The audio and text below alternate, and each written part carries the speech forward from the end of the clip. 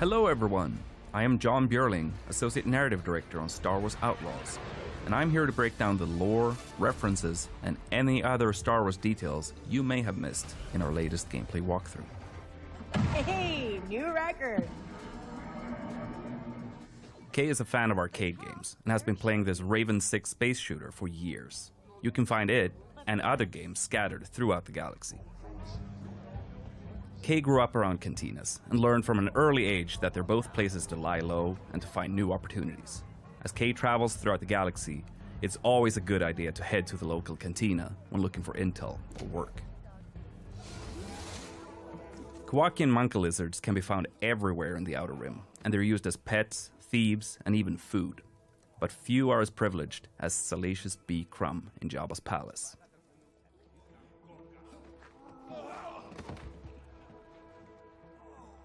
Many merchants will use protocol droids to handle customers from every corner of the galaxy who don't speak Basic or Huttese. Kay can bypass the droids since she's fluent in Huttese, and she can use this to talk her way out of, or directly into, some tense situations. The Trailblazer is an EML 850 light freighter from the Clone Wars. Its reinforced hull was built to ensure safe transport into any kind of environment. But the high material costs ruined its chances for mass production. The ship is a rare prototype from a bygone era that had a life of its own before ending up in Kay's hands. Hey, Andy. Hi, Kay.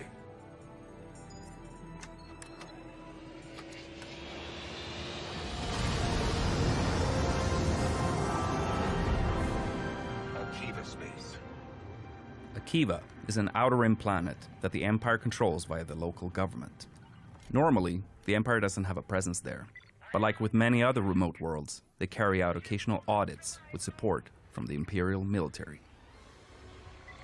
This is Kay Vess on board the Trailblazer. I'm coming to help. Akiva is orbited by an asteroid field made up of the remains of a comet called Kinro. Legend has it that several Jedi banded together and used the Force to tear it apart, but most people think that's just a myth. Traveling in the Outer Rim is dangerous, and spacers, smugglers, and syndicate freighters are all at risk of being attacked by pirates. Most pirates are part of local gangs that operate in a specific sector, and they usually only care if a mark looks valuable or not. Pirate ships, like the Scourge and Junkross, are cheap and expendable. Pirates typically steal whatever they can get their hands on, and they often rely on scare tactics and aggression to get their score. The Pike Syndicate has shipping lanes across the Outer Rim, making their freighters hot targets for pirates and rival syndicates. Due to Kay helping defend this ship, she has improved her reputation with the Pikes and their underboss, Gorak. Spooling up the hyperdrive. Growing up in the workers' district of Cantabite, Kay always dreamed of being able to get off-world and travel the galaxy. After taking the Trailblazer and honing her piloting skills, she's finally able to jump across the galaxy in search of the freedom she's always wanted for her and Nix. Kay is entering the legendary Mos Eisley on Tatooine, but this planet is large with more than one settlement for you to discover. It's been a privilege to recreate iconic locations such as Chalmun's Cantina, while also expanding on the world with locations that are completely new. Room for one more? Here we see Kay about to engage in a game of Kessel Sabak, which is her favorite card game in the galaxy. To win, Kay will need to keep an eye out for cheaters, or maybe even cheat herself. Tatooine is the home of Jabba the Hutt, and after the Hutt cartel faced the surprising loss of their council, Jabba is at the height of his power in the criminal underworld. Following the destruction of the Death Star, the Empire has increased their presence on Tatooine, but everybody knows it's Jabba's domain.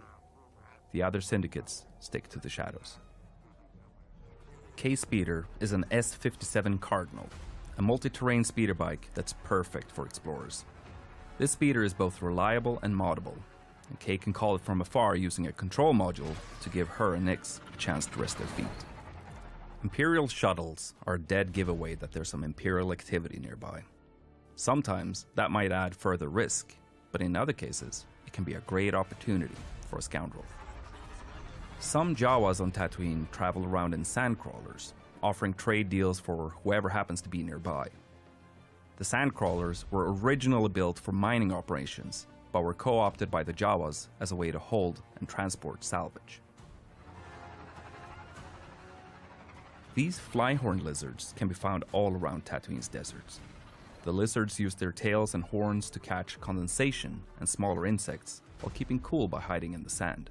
Some moisture farmers use the lizards as an indication of their yield.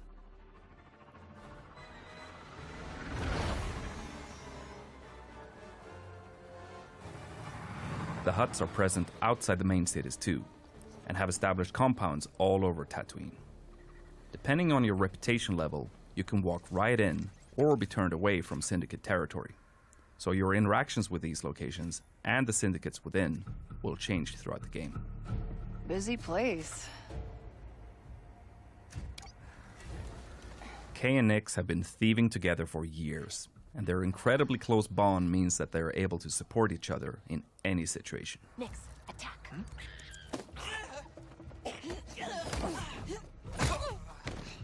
Good job, buddy.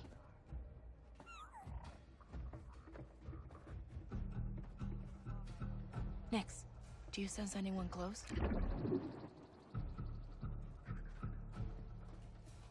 Sutta.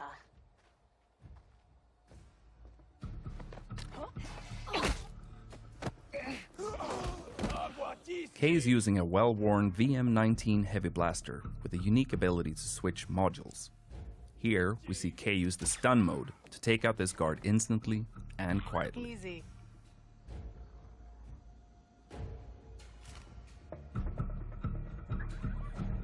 Alright, let's see what we have here. This is Kay's data spike, which she can use for picking locks. When not in use, she conceals it by wearing it as a hairpin. Wait, Quint? That sheriff from Wayfar used to work for the Hutts? I should talk to her. Oh, come on!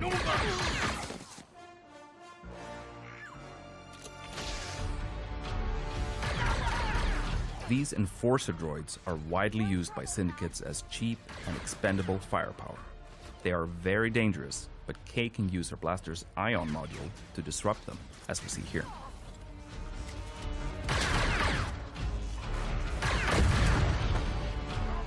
You may recognize these as massives, a native Tatooine predator with thick armored hides, sharp spines, and a dangerous bite. They were first domesticated by the Tusken, but even the Hutt cartel beastmasters used them to guard their territory. We need a quick exit! And here we see the iconic Gamorreans that were hired by Jabba himself as his most reliable guards. They are incredibly powerful and dangerous, particularly at close range. Here we see Kay switching to her power module to try and take them out before fleeing.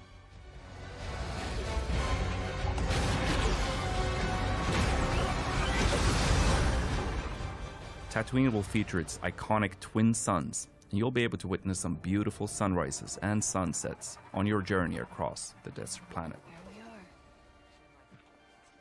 Next to the sheriff's office, we see some banthas, which are typically domesticated herd animals used for their milk, meat, leather, and transport.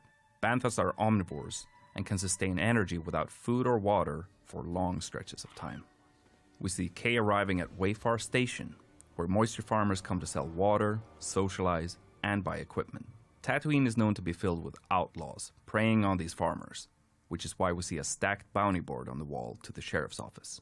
Eagle-eyed viewers may even spot Kay's picture on the board.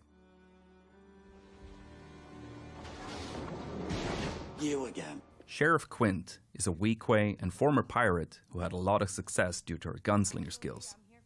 She eventually turned away from her old lifestyle and towards the law, using her skills to help the people of Wayfar. Quint is one of the experts in our game, so Kay can agree to help her out, and in exchange, Quint will help Kay develop her skills with the blaster. You want to die first? Fine by me.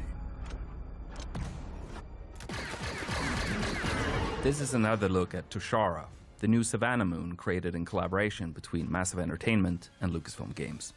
The strong winds on the moon wear down the naturally occurring amberine. This can create ramps for Kay and Nix to take advantage of on the speeder. Here we get another glimpse of the lush, dense jungle planet of Akiva, which has been fully realized visually for the first time. Akiva has a very interesting history, and that's something we were excited to explore with Kay and Nyx. Kay grew up brawling in cantinas and sneaking around as a thief, so she can hold her own in combat. We even see her take down a death trooper with an electroshock prod. And here, we see a range of alien species being brought together by Sabak. This includes a Galushan, a Zabrak, and Trandoshan. You'll encounter a range of different species scattered across the Outer Rim.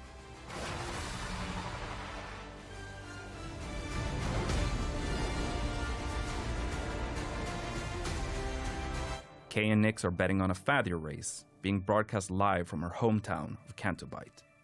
Nyx loves following the race on the holoprojector.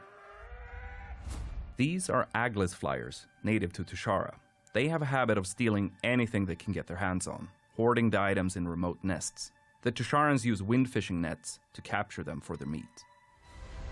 In addition to Kay's blaster, she'll learn to use some other weapons when she needs some additional firepower, such as this Imperial Z6 rotary blaster cannon. And finally, here we see a Rancor, a reptilian species that originally hailed from the planet Dathomir. As fans will know, Rancors are extremely dangerous, so they present quite a threat to someone like Kay. And that's some of the things that you may have missed in our latest gameplay walkthrough. The team is hard at work crafting this galactic scoundrel adventure, and we're excited for players to experience the Outer Rim as Kay and her companion Nyx on August 30th. If you're willing to take the risk, the galaxy is full of opportunity.